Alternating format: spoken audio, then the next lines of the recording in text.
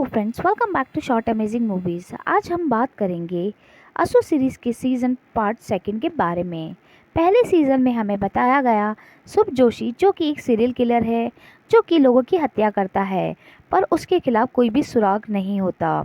वहीं पर पौराणिक कथा के अनुसार वो पूरी दुनिया पर राज करना चाहता है। यहीं पर मूवी की शुरुआत होती है जहां हमें उत्तर प्रदेश के कुछ कैदी दिखाई देते हैं। उसमें से एक बच्चा अपने आप को कली मानता है और वो कथा सुनाता है।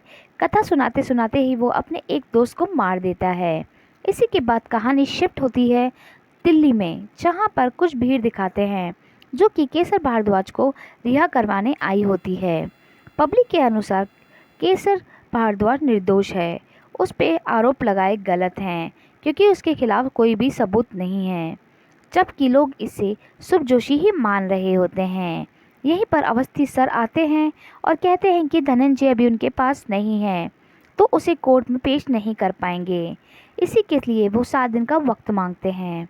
इसी के बाद धनराज, जो कि सस्पेंड होने की वजह से वो शहर पहले ही छोड़ चुके होते हैं, अब हमें धनंजय दिखाते हैं जो कि एक आश्रम में रहने लग जाते हैं। उनके पास एक मॉन्ग आता है और अच्छी अच्छी बातें करता है और उन्हें वापस जाने को भी कहता है। इसी के बाद नुसरत के पास नैना का कॉल आता है। वो कहती है कि वो निखिल को कॉल कर रही है, पर वो कॉल नहीं उठा रहा।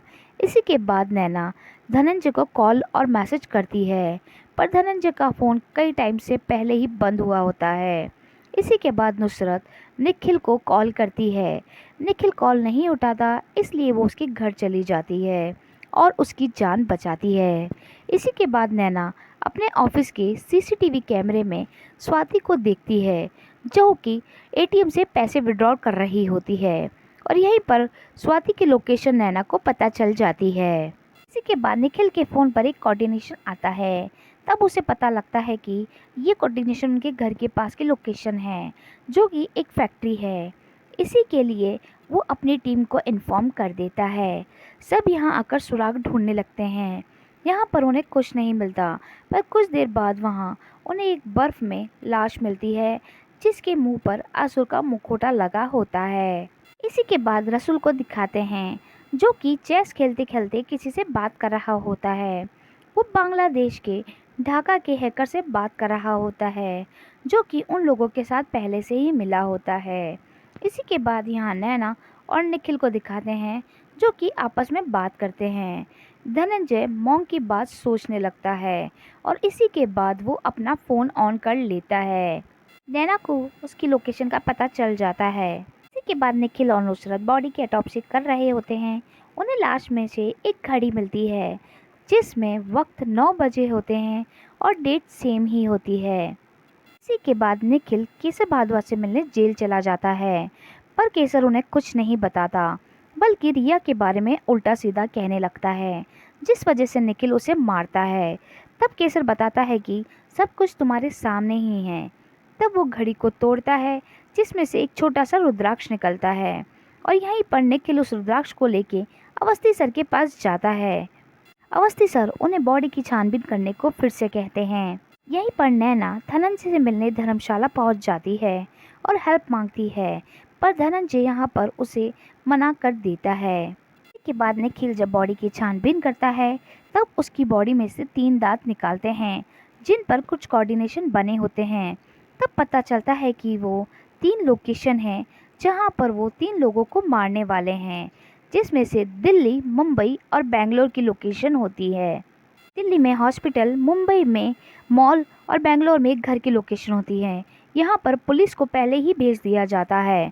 अब ढाका के हैकर सभी जगह के सर्वर हैक कर लेते हैं और सभी जगह असुर को दिखाया जाता है, और यहाँ पर असुर अनाउंसमेंट करता है कि 9:05 पे वो 3 लोगों को मार देगा और वो लोग कुछ नहीं कर पाएंगे।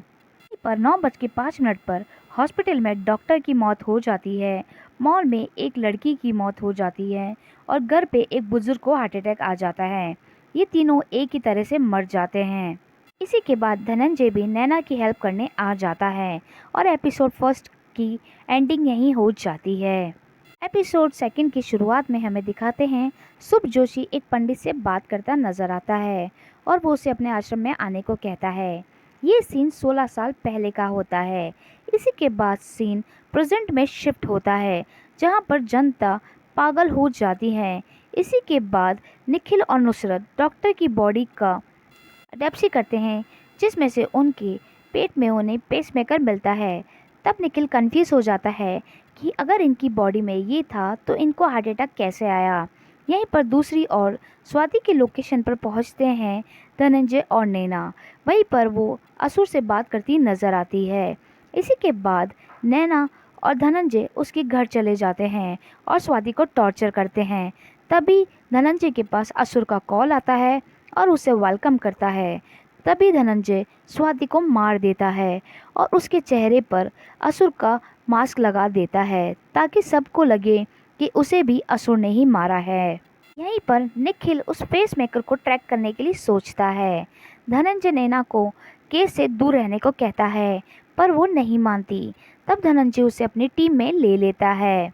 यहीं पर निखिल फेस मेकर को कंट्रोल करने के लिए लोगों को ढूंढने जाता है। इसी के बाद धनंजय उत्तर प्रदेश के उस जेल में जाते हैं जहां पर शुभ जोशी अपने दोस्तों के साथ भागा था।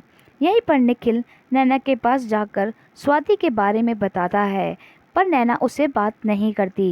यहीं पर धनंजय नैना को बताता है कि जब जेल में आग लगी थी तब वहां से कोई भी नहीं बच पाया था, सिर्फ फायर ब्रिगेडर के 3 आदमी ही बच पाए थे। यहीं पर धनंजय संतोष मुंडा के पास जाता है, जो कि जगदीश मुंडा का भाई है।